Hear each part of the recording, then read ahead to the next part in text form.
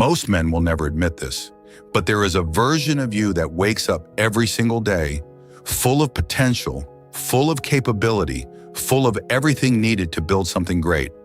And then, within hours, sometimes within minutes, that version disappears, replaced by a man who is distracted, drained, and quietly ashamed.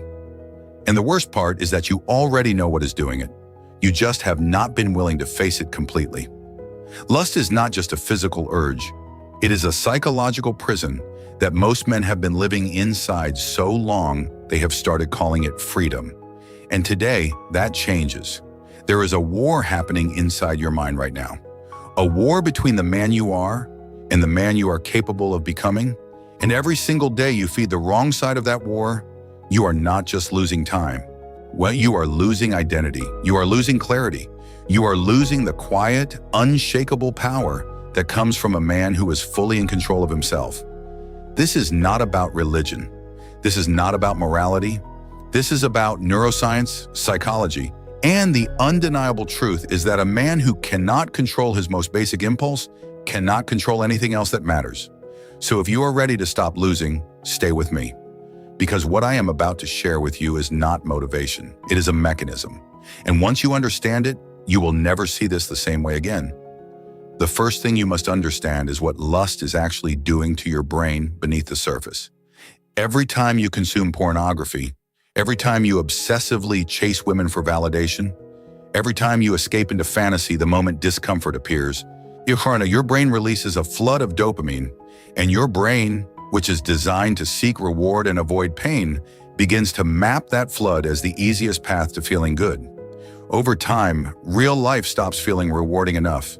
Meaningful work feels dull. Discipline feels painful. Deep connection feels less exciting than fantasy. Your brain has been reprogrammed to crave the shortcut, and everything that requires real effort begins to feel like suffering. This is not a character flaw. This is a conditioned pattern. But understanding that does not free you. Only deliberate action does. Step 1 is awareness without judgment. Most men try to fight lust with shame. They relapse. They hate themselves. They promise to do better. And within days, they are back inside the same cycle. Shame does not rewire the brain. It only adds emotional noise that makes the urge louder. What actually rewires the brain is cold, clear observation. The next time the urge rises, do not fight it and do not feed it. Simply observe it. Say to yourself, this is a dopamine trigger. This is my brain seeking the shortcut. Watch it the way you would watch a storm passing through. You are not the storm. You are the one watching it. That distance between you and the urge is where your power lives. Step 2 is the removal of triggers. Your environment is either building you or breaking you. There is no neutral ground. If your phone is the first thing you reach for every morning, your brain starts the day in passive consumption mode. If you have unrestricted access to content that feeds the pattern, willpower alone will never be enough. Willpower is finite. Human environment is a permanent structure. Remove what pulls you down before you ever need the strength to resist it. Restructure your space. Make the path of least resistance point toward discipline rather than toward indulgence. Because a man who designs his environment with intention does not need to rely on strength alone. Step 3 is replacing the void with directed intensity. Nature does not allow a vacuum. When you remove a habit, something will fill that space. If you do not decide what fills it, the old pattern will return stronger than before.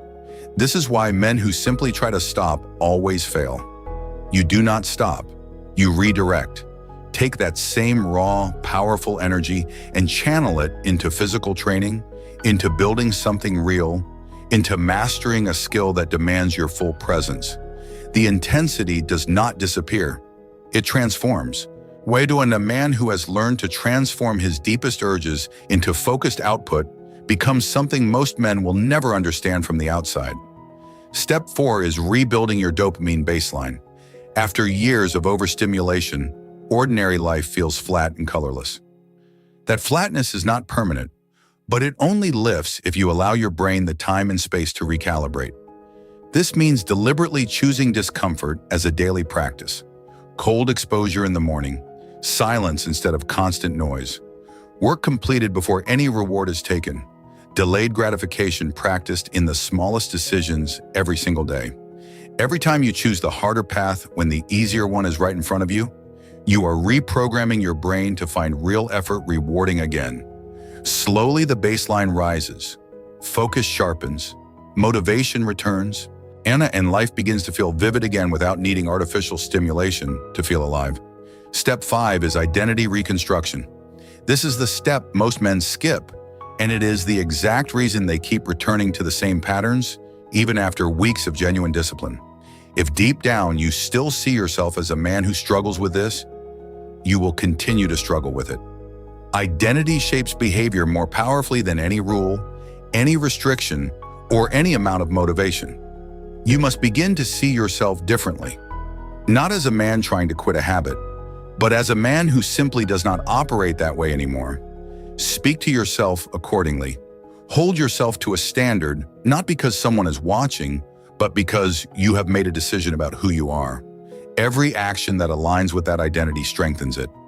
Every compromise erodes it. And over time, the identity becomes the automatic response. You stop fighting the urge because the urge no longer belongs to the man you have become. Here is what most people will never tell you. The man who masters this does not become cold or empty.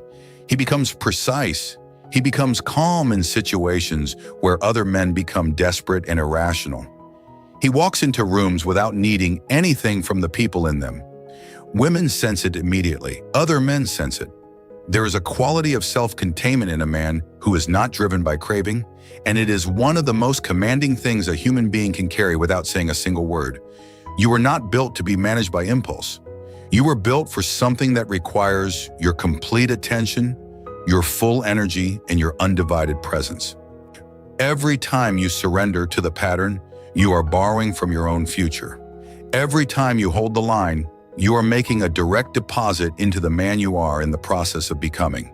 The war is real, the cost is real, but so is the freedom waiting on the other side of it. Now, before you leave, I want you to sit with a few questions, not to answer out loud, but to answer honestly to yourself. How many times have you told yourself this was the last time and it was not? What has this pattern already cost you? In focus, in confidence, in the respect you have for yourself.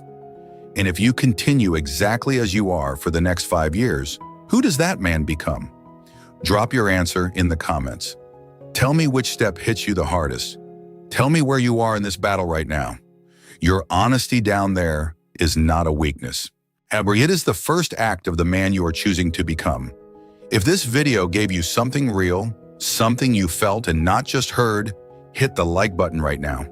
It takes 1 second and it tells me to keep creating content that actually challenges you to grow. And if you are serious about mastering your mind, your behavior, and the way the world responds to you, subscribe to this channel. Because everything we do here is built for the man who is done with being average and ready to become someone that cannot be ignored.